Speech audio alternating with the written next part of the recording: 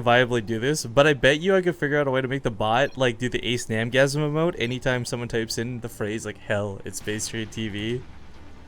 How sick would that be? Pretty sick, I guess. All right, welcome back, guys. This is the losers match currently underway. It is a bit sad to see that one of our players will get knocked out here, but the question is which one.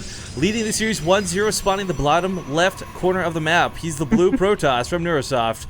Yeah, I know I messed that up. It is Welmu. The bottom left? I don't know. And the top right as the green Terran, it is Carnage's Inzane.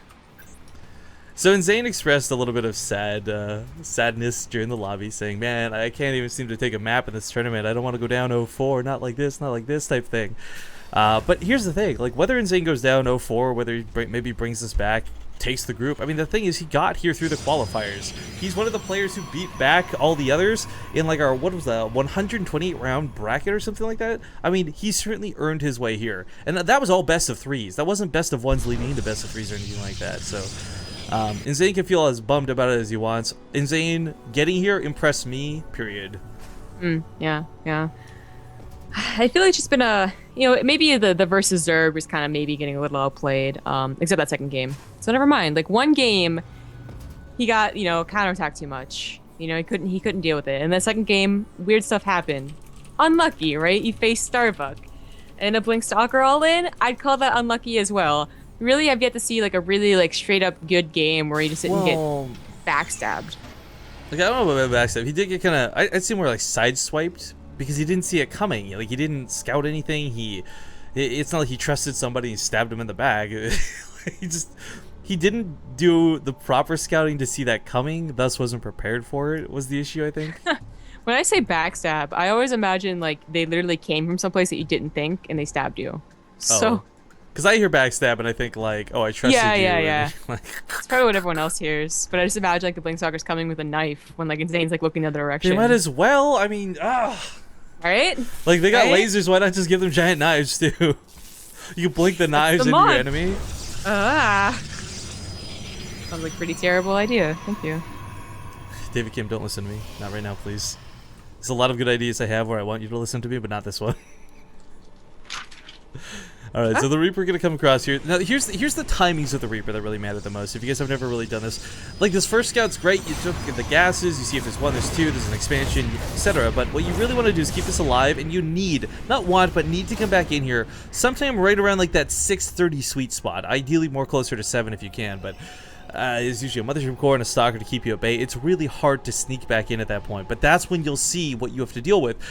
If you scan and see no buildings, it's a proxy. If you scan and see a Stargate, well, there you go. If you see a Twilight Council, maybe flip a coin depending on the map you're on. You'll be able to judge what's coming, but I mean, Welmu is just kind of a pretty solid player. He's not really going to rely on cheese, and that Blink all-in was, I feel, less like cheesy and more just like tactically sound because of the map they were playing on. Like, Blink all-ins don't work so well on most maps. Deadwing is definitely one of the few that I still work on because of the way the bases are designed. Yeah. We do have Inzane going for something a little different here, though. Yeah, goes for the Widow Mine drop. Which, they're going to get scouting if the Reaper doesn't. They actually hit at a time where you can see the Dark Shrine and actually prepare. Which is why, sometimes it's really useful. Obviously, if their Widow Mine's out, an Oracle, if you burrow them and wait for an Oracle timing, you'll be able to take care of the Oracle and then drop. So it's pretty all around good. The only build that has trouble against it is actually the Blink Stalker build. Well, if they can't get a tank out. It's funny you bring that up, though, because at the same time, like, we've seen one of my drops actually straight up in the game at the same time. Well, so right, because, like, if they get enough probe kills, then, like, no matter what the Protoss plan was, it's all, like, in the gutter now, like, right? So, in that way, it takes care of some all-ins as well. But really, I like the build just, like, purely for the scouting. Yeah, he didn't get back in there to do enough scouting, sadly. The Reaper didn't get to the Nexus or anything behind it. So, he saw the Robo, which is kind of nice, but, I mean, the Robo's, like, the one building you predict is coming. The Robo's like a pylon, like you know it's going to be there at some point. They need it. Oh boy, a pylon. Yeah, kind of, pretty much. Well, you know what, you're being sarcastic about the pylon, but sometimes scouting a pylon is nice. Seeing that third one in base, knowing there's no proxies, I'm just saying. Yeah, that's a lot earlier though. I'm just saying. This, like, it used to be that if you saw a Robo in a Forge, you knew they're doing something completely normal, but a lot more Protosses are just preferring, like, straight up to the Colossus, the Robotics Bay. I'm a little shocked he's still going gung-ho with this. Scouting the robo like that, he knows there's going to be observers out, so these wood mines are kind of... Well, there's always only one, right? So if you're able to attack, say, in the middle, you're actually not even, like, caring if it's attacked or not. This is true, I guess. We'll see how much you can done. I mean, it's so funny watching the ones that get forgotten about, like you drop a motor mine in the natural, and it just kills countless probes over and over and over and over. Yeah, that's so hilarious as a Terran player. Yeah, it's a Terran player, but it's Protoss. You're like, really? Oh. Oh, decent shot. Gets 5 kills with one, gets 1 with the other, so yeah, kind of 2 average shots at the end. You know what I would love, though? If he actually...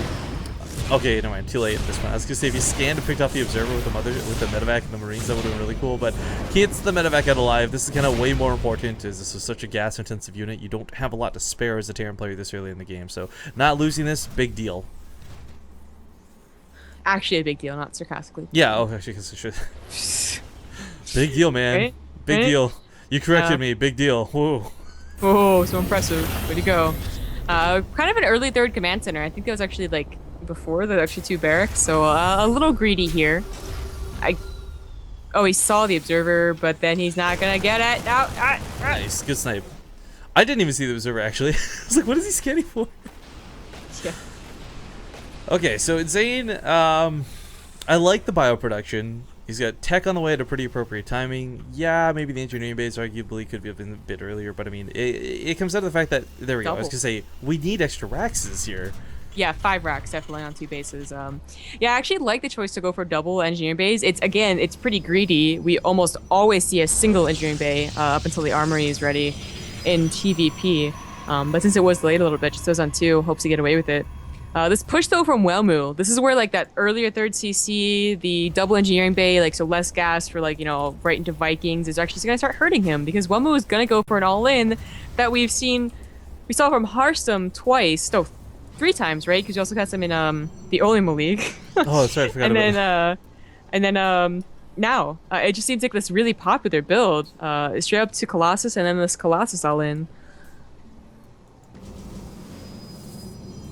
Well, the observer is hounding the army right now, so it knows where Inzane's going.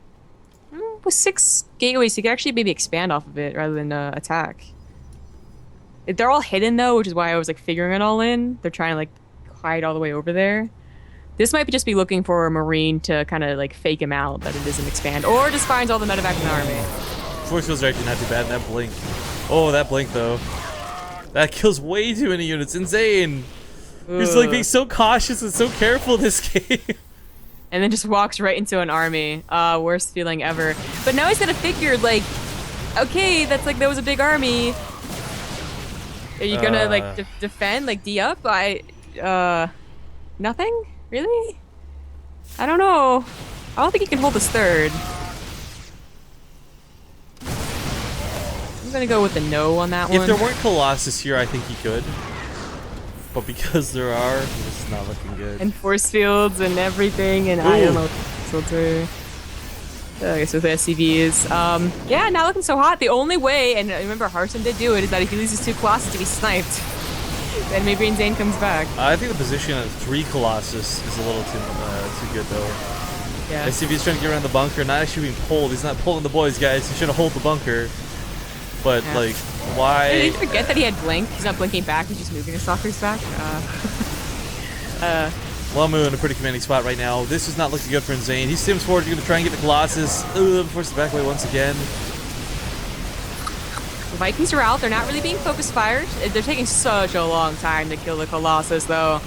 2 Colossus, like 2 Vikings. He can't dive through so many stocks. It's too late. 1-1 is good, but 31 marine or 31 army supply is not going to cut it. SCVs have also fallen through the gutter. Does pull them and almost gets one of the Colossus, but maybe one replaces it immediately. Oh, there he goes. There's the blank. Did you actually forget blink? What are we doing? 40 SCVs down. No army supply left. It's sad to see Inzane go, but I do thank him for playing in our tournament because without him, we would not have had such a good spread on the races. Congratulations to Welmu. He gets out of the losers match, but he's still got one more game ahead of him. He will be playing the loser of Starbuck versus Mana.